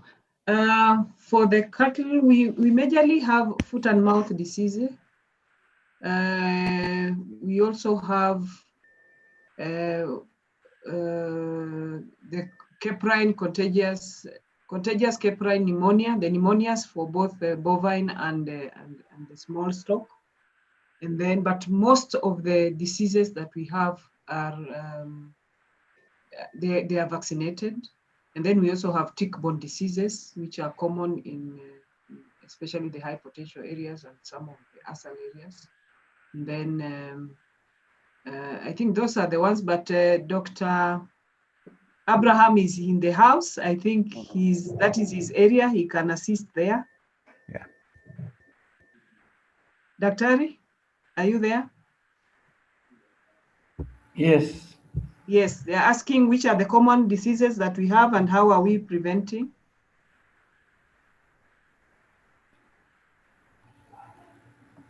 Yeah, mostly you have mentioned one important economic disease, which is foot and mouth disease, which is also important for trade and impacting on production. We have a national control strategy using vaccination and animal movement control. We have also diseases like contagious bovine pneumonia, and the tick-borne diseases also affect production so much, like East Coast fever. Most of that is controlling through use of acaricides, communal dips, but now most of them are not even functional. That is where extension becomes quite important. Most people now just spray their animals with acaricides. And for the goats and sheep, Lima has mentioned contagious caprine pneumonia. We have sheep and goat pox, but most of these are controlled through vaccinations. And we have a national animal vaccine production facility, which is owned fully by the government, the Kenya Veterinary Vaccines Production Institute. Private players also play part also in importation of vaccines that are used for control. So that is, of course, most poultry vaccines also either produced by Kevapi, but majority of them are imported. So we have diseases like Gumboro, infectious basal disease, is Newcastle disease, and now luckily we have not been affected by the highly pathogenic avian influenza. So we are lucky in that aspect. So I think just in brief, those are some of the important diseases. Okay. Thank you very much, Halima and Abraham and everyone. Now I give you back the floor, Guillermo. Thank you. Thank you. Thank you all the speakers. And now I will pass the floor to Cleopa Socorre, Abraham Sangula, and Fernando Guzman to make a dialogue between them, remarking the most important point of this seminar. Fernando, Abraham, Cleopas, the floor is yours. Thank you very much, Guillermo. I don't know if you want to start, Cleopas or Abraham, or what did you prefer? We had agreed with Cleopas that he will give the summary on behalf of the Kenyan focal persons. So Cleopas, the floor is yours. Okay, thank you very much. Now, first of all, let me thank the speakers for today's conference for the good presentations. That is what all the cooperation is all about, exchange of ideas and information. And especially today, the topic on extension is very crucial, especially in both countries and specifically Kenya, as this is a weak link in terms of livestock, improvement of livestock production. So today's conference was addressing the fourth result area in the cooperation project. This one is the development of innovative proposal to link research and extension institutions. Institutional players in the livestock farming are valuable for policy formulation, especially policy information. So both countries in the presentations have brought up issues. We have seen there is a bit of different ways of delivering the extension messages. Some places there are similarities. And now what this conference was all about is to see what our counterparts in Argentina do, what we do in Kenya, and see whether we can improve or inform policy in terms of the discussions that we are having. So issues have come up which are very pertinent to both sides. And I think as a team working on this, we have to follow it up now and to see that we come up with those policy briefs that at the end of the day will be able to assist in both sides. So we have a team already of extensionists and the researchers from both the two countries. We are supposed even to work on the forage change in the ASAs and to see what is the level of the forage change in both countries in the ASAs. So this committee is still going to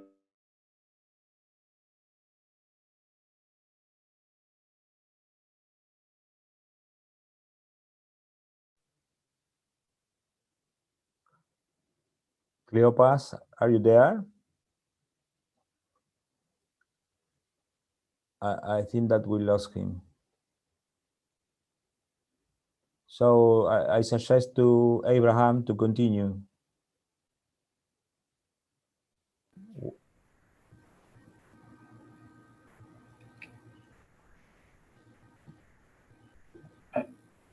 Hello. Yes. I'm sorry, I wasn't picking much of what Clovis was saying. I don't know what he has mentioned and what he hasn't mentioned. But basically, what we foresee for 2020 and going forward was creating greater linkages between the Argentinian and the Kenyan researchers and extension staff. So one of the things we're thinking probably was even creating. I'm sorry you lost me. Ah, you're back. I'm back. My connection went off. Okay. I don't know at what point I. Fine, just continue then. I don't know. I'm not sure, but let me just wind up because it just went off.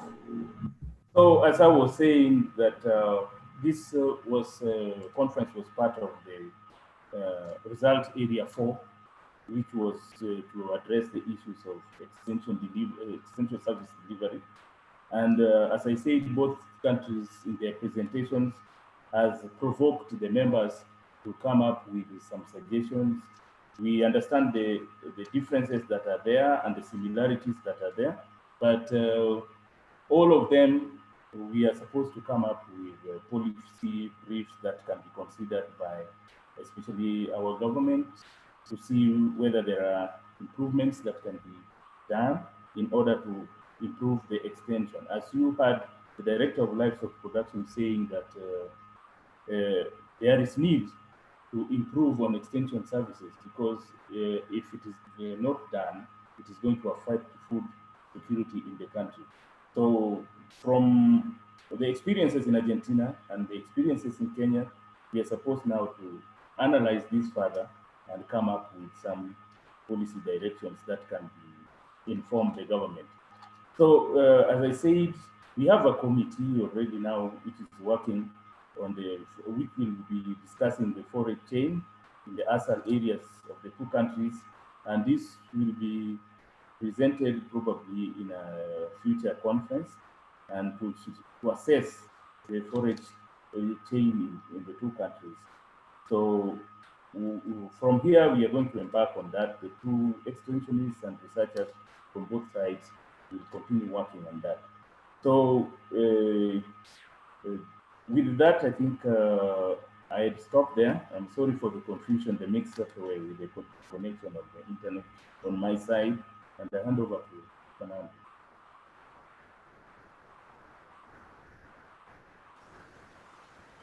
So thank you very much, Cleophas. Well, first of all, I want to thank the authorities of both countries present, the speakers, that they have given us very interesting and enriching presentations, and the team that has been working to prepare this conference, and all the persons that are participating and following the conference. I think that it's a very interesting topic, the one that we have been talking about in this conference. All the presentations has been very interesting, and they have highlighted a lot of important points. I'm still thinking about what Halima took as a question. Where does extension end so that research begin?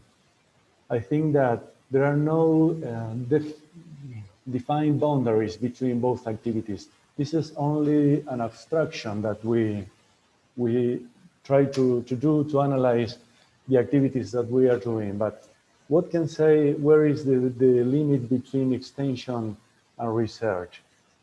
What are doing when we are working with participatory activity? For example, when Mariana showed us the pictures working with Pastoralist in the northwestern part of Argentina, or Bosco showed the pictures working with livestock farmers, and Halima in their school without no walls. what is the kind of activities that they are doing? They are just starting an activity of extension or research from the point of view that they are analyzing a problem, prioritizing the problem, and analyzing the technologies thinking about knowledge tools available to solve some problems. So if they are thinking about these tools that are built with tacit knowledge and with scientific knowledge, so they are developing technologies to solve some problems, to identify them, and to mobilize the resources to be able to solve these problems or to overcome restrictions. So I think from the point of view that they are analyzing, identifying, and prioritizing a problem in a participatory way, they are doing research activities. So if Halima is doing these research activities, is she an extensionist or a researcher? So maybe all of us are researchers and extensionists at the same time, but we are more oriented to do one activity or other activity. So it is necessary to analyze this in a cycle of innovation, from a paradigm of innovation with no definite boundaries between extension and research. So it is necessary to analyze this in this, I think, from this point of view, and to analyze the importance of all the actors in this process, especially all of them that will be implementing this knowledge, these technologies that has been designed. So it is very important the participation of all of them that will implement these decisions in the fields. So it is very important that the farmers have a very important participation in this process, identifying these problems, and also with their knowledge that they have developed along the years. I want to highlight some things that has been put in the presentations. For example, it is, we started talking about the importance of the extension services in the reduce of impacts on vulnerable population, the fight against food insecurity, the common problems that we have and the common strategies, the importance of the extension service as strengthening the family farming, and the high importance of the participation, sharing information, and the very importance of the new technologies, for example, that Bosco has resulted about ICT and about the introduction of younger farmers and younger extensionists in the services, and also the importance of the equity roles between male and women. We have the same problem that Halima told about the most important or male-dominated services. So it is, I think it is necessary to work together with the research institutions, with the extension institutions, and the policymakers, because the policymakers all around the countries will be the organization that will decide the policies that will guide extension and research, and the liaison between these systems. So, well, thank you very much for all the presentations. I think, as I said, that it has been very enriching and give us the opportunity to continue building this cooperation and knowing from each other in the experiences that both countries have in this field. Thank you very much. Thank you, Fernando. Something more to say, Abraham?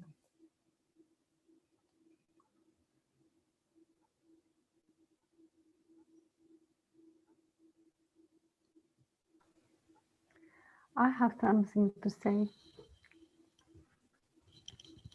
Yes. Have I your permission? Yes, Yes, we have not spoken a lot about the new reality, the new normality here with the pandemic, post-pandemic situation. But it was, we have met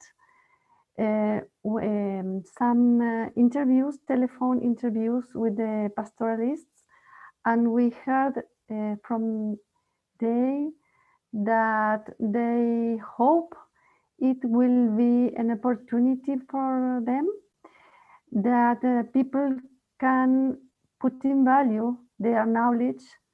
They are very good, very high quality food they produce, and the importance of their knowledge in the context of climate change. So it's interesting to hear now what are they saying, and and the other thing about technologies, the pastoralists value very much the technologies with the social networks,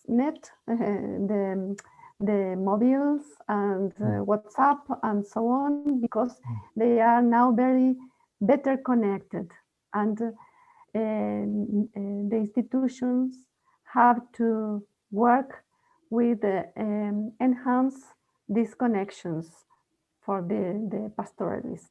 Only that. Thank you. Thank you, Mariana. So now I know that we have remaining questions for the speakers. We are passing the question to the speakers to be answered by message. So, Your Excellency, Mr. Ambassador Martín Bustillo, thank you for your time to be here with us, and we are listening to you, your words for closing. Mr. Ambassador Martín Bustillo is the Argentinian ambassador to Kenya. Mr. Ambassador, the floor is yours. Thank you very much, Guillermo.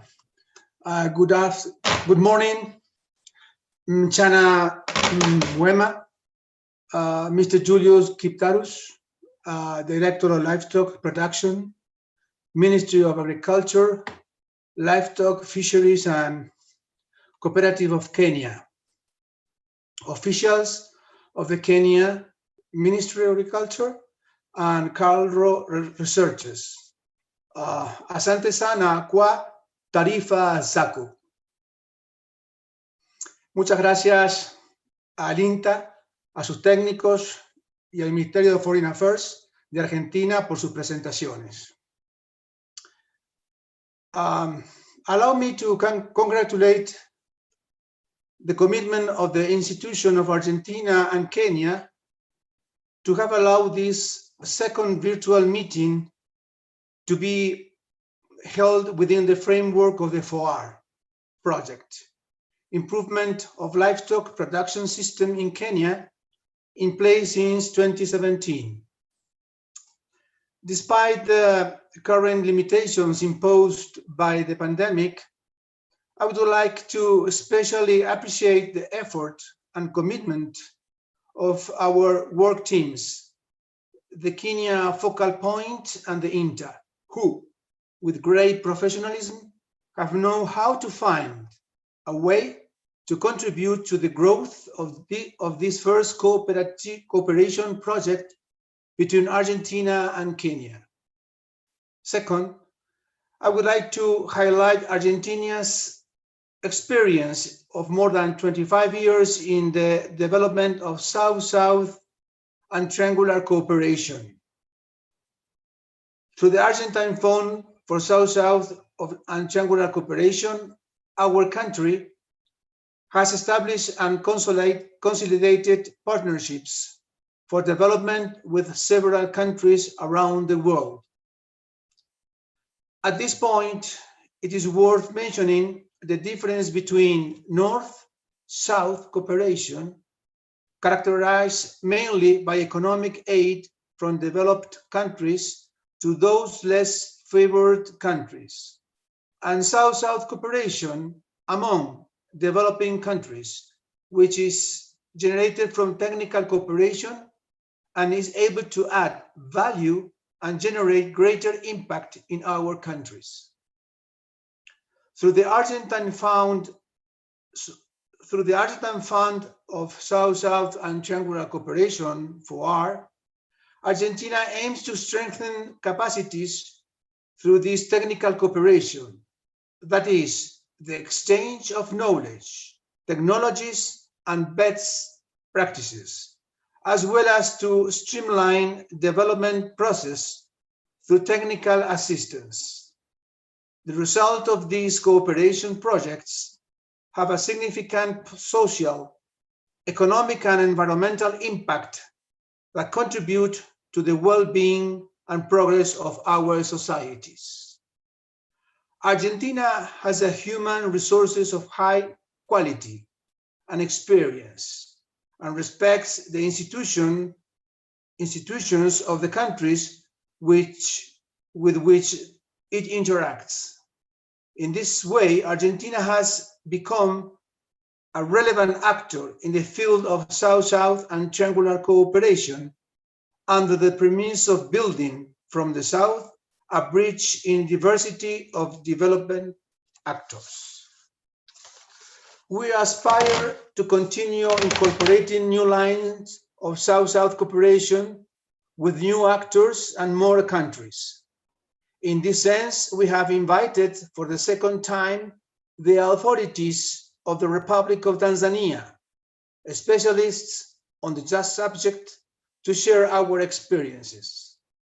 And for the first time, we extend an invitation to the academic community connected to agribusiness from distinguished University of Nairobi to learn about the work we are developing between our two countries. Finally, I would like to thank once again the teams from Argentina and Kenya for having made this second virtual meeting a reality, a tool that has proven to be useful when sharing experiences and knowledge. We hope to move forward with this project, carry out the pending technical visits from one country to another, once the pandemic allows us. The Argentine Embassy in Kenya is at your disposal to continue working together and to advance in greater cooperation. Tunataka kevendelea kufanya pamoja. Thank you very much, asante sana. Thank you, Mr. Ambassador. Thank you for your words and to share your time with us. So we are reaching the finish of this seminar. I would like to mention that we have audience from Ethiopia, Mozambique, Ghana, Uganda, Morocco, Belize, Bolivia, Chile, Australia, France, United States, and different cities from Kenya and Argentina. So thank you to authorities, speakers, and the audience for attending this seminar. Thank you for the team from INTA and from the Foreign Affairs Ministry in the organization of this this seminar. That is not the last for this year. We have another seminar in few days more. You can find the seminar in the YouTube channel of INTA. Please subscribe and follow us. So this is the end, and we hope to see everyone soon in our next seminar. Have a nice day. Thank you to all. Bye. Thank you very much. Bye. Thank you. Bye-bye. Bye-bye. Thank you. Thank you. Bye. Bye, thank you. Bye. Bye. Take care. Be safe.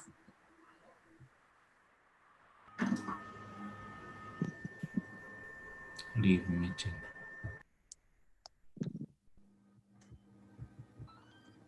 Hi, Fernando. Hi, Clover. Fine. Yeah. Thank you very much for your participation. Okay, you're welcome. Thank you, Abraham.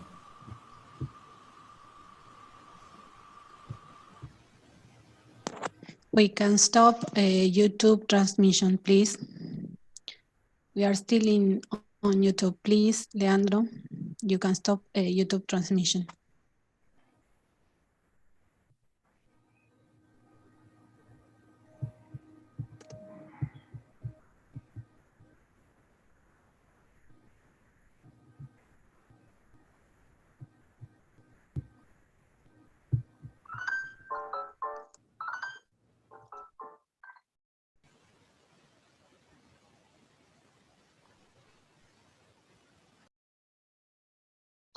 ahí finalizo la reunión.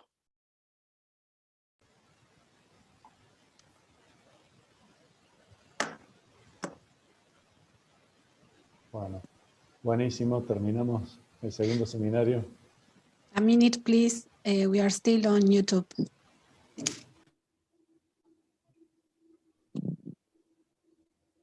Yes.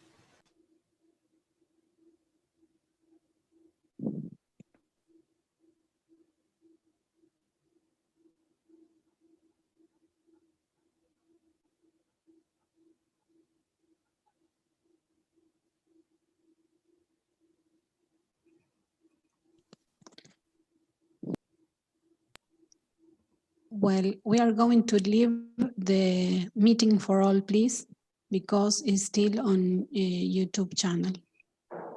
Thank you very much all. Thank you, very Maria. much. Bye-bye to all. Bye-bye.